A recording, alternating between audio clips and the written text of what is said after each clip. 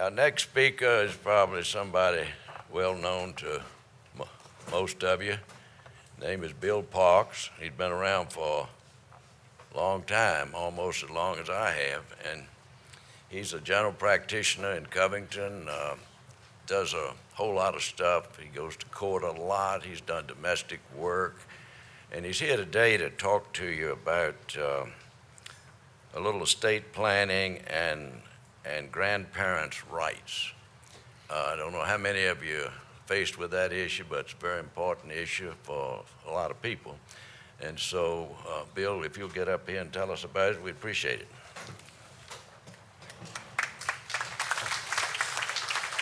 What can go wrong? That's sort of the cleanup position I'm in on this panel.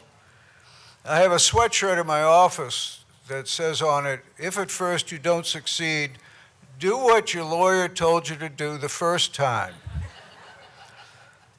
So I'd like to emphasize a couple of things that Meade and Bill have already discussed, and one is POD accounts. And we want to repeat this and get it through. There comes a time in your life when it seems like a really good idea. You got 4 kids, and one of them lives locally, and the other 3 live away. So you're going to put your local kid in a joint account. Be very careful with that. Now, 30 years ago, when we had these accounts, that was presumed to remain in your estate. It was presumed to be an account of convenience, so you'd have somebody to write checks for you and get your bills paid. Thanks to the banks, that was reversed by the General Assembly some time ago, so that the presumption is if you pass away and it's a joint account, if it says JT on it, if it says POD, it goes to that one child. And any of the lawyers up here will tell you those are among the bitterest cases you can have, is when one child gets all the money. And it was an account of convenience. So when you go to the bank and open these accounts, I strongly recommend that the bank have in its possession a letter from you that says, this money goes to my estate. This is not a gift to this child. I'm dividing my estate equally. When my mother went to get her estate plan back in 1982, shortly after I visited her, and she very proudly told me that she had a will and a living trust. And I said, what in the world is that living trust for? What do you need a living trust for? And she said, well, the Kiplinger magazine tells me I can avoid probate by having a living trust. I said, well, Ma, I got bad news for you. You've got a living trust and you've got a will, and they're both going to need to be probated. So she got a double probate. She named a small local 5-cent savings bank as co-executor with me.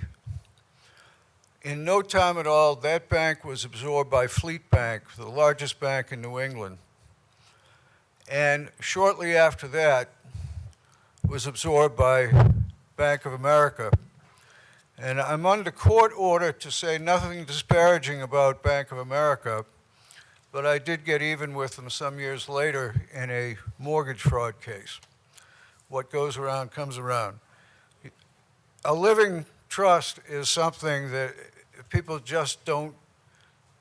You're supposed to feed it. You're supposed to pour assets into it so the assets pass immediately on your death. And a lot of people don't feed the living trust.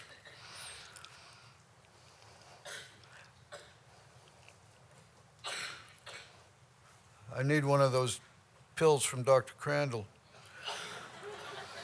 Some of the stuff that goes wrong, I can't read my own notes. We get calls every week from people who say, my mother died, the funeral was yesterday, and my brothers and sisters are taking stuff out of the house. They won't come in for a consult, they won't come in to actually solve the problem, but they want to hear from us they have no right to the stuff. If there's an executor and there's tangible personal property, that executor is supposed to get a receipt for the furniture and the jewelry and stuff like that that passes under the will. There is also, I wanted to mention, there is a new power of attorney form. It has advanced over what you have in the book. The new power of attorney form that has been adopted by the General Assembly includes a medical power of attorney. And that gives your attorney, in fact, your power of attorney, the authority to authorize medical care, to consult with your doctors. It allows your attorney, in fact, to do a lot of things medically that can't be done without a guardian. And it patched a hole in the guardianship laws, and I'm sure Sean will cover this later. If you have a power of attorney, you avoid being subjected to conservatorship and guardianship, and that's all I'll say about it, and I hope Sean will expand on it. So the power of attorney is a very powerful thing, and you have to make sure that you can trust the person you're naming as your attorney, in fact, because they can deed your house away. They can take all your money, and I got half a dozen cases stacked up with files this big, with bank accounts of attorneys, in fact, who've gambled the money away, made the money disappear, treat it like their money, make themselves loans with every intention of repaying the loans and never repaying the loans. I'll tell you how bad it can get. I got involved late in a case where a young man who was the runt of the litter, he had 3 big brothers, and they were big. And he had Daddy's power of attorney. And he was sitting in his daddy's hospital room when Daddy flatlined. He immediately wrote himself a check for $15,000 from his power of attorney account. A power of attorney ceases upon death. Well, then he went and qualified as executor. And he made himself loans of $10,000, $20,000, whatever he needed. And the brothers hired counsel to remove him as executor. And that's sort of when I came in, and I very sternly told him, don't touch a thing. Well, unbeknownst to me or anybody else, he still had the checkbook for the estate. And he kept writing checks to himself. And that's when he was charged with criminal embezzlement. If at first you don't succeed, do what your lawyer told you to do the first time. Grandparental visitation, grandparents' rights. We are seeing way too much of this right now. And the first thing I want to say is, if you have a child who's a meth addict and goes to jail, if you have a child who's had his or her children removed by social services, if for some reason the child comes to you and says, I need to go to rehab, it's going to take a couple of years, I'll be back in a couple of years all fixed up to get my kids. If that happens, please, for your sake and for the sake of keeping your heart in one piece, file for custody. As soon as the children do something that results in you having to stand up and take custody of those children, go to court and get a custody order. Why? Parenthood is a constitutional right. Parenthood is protected by the Constitution, both the state and federal constitutions. And the courts protect the rights of parents. If social services removes children from the home of a parent, their primary goal is to restore the family unit. So if you're going to get custody while your kids get themselves straightened out, make sure you have a court order. Why? You don't have a court order, your kid gets out of jail, your kid gets out of rehab, your kid joins AA and finds sobriety, and your child wants her child, his child back, your grandchild. You don't have a court order. Without that court order, your burden of proof just to get visitation rights with those grandchildren is clear and convincing evidence that without visitation or custody in the grandparent, the child is going to suffer severe harm. Think about that. That's a huge burden of proof. Huge burden of proof.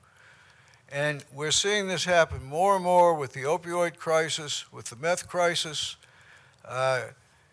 Every 3 months, you see half a page in the paper of 60, 70, 80 people who really don't look very well, who've been indicted. And about 2/3 of them are indicted for possession, sale of opioids or meth or whatever. And a lot of them have kids. We're seeing people, originally Bill said, do the opioid crisis, and I think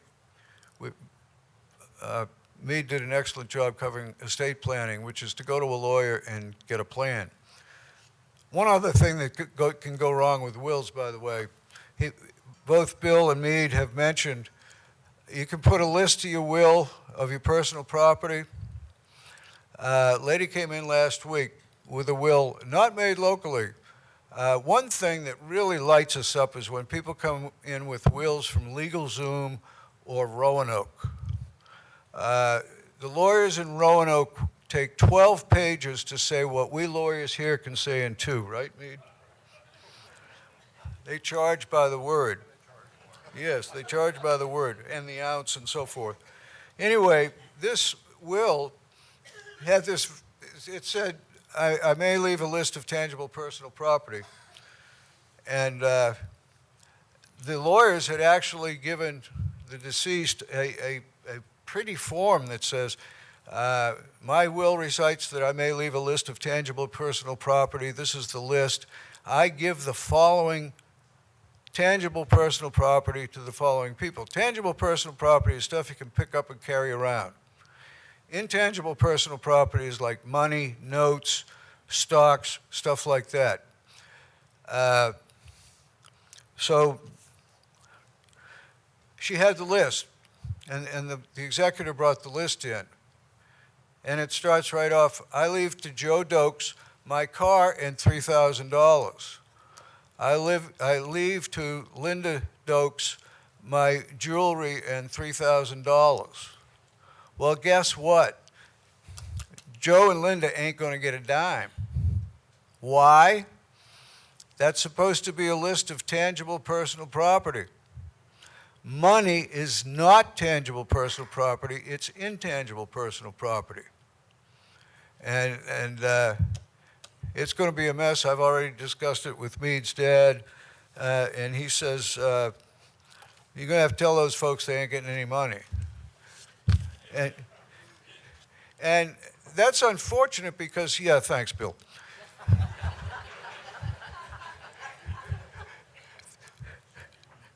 That's unfortunate because obviously the lady wanted those folks to get some money.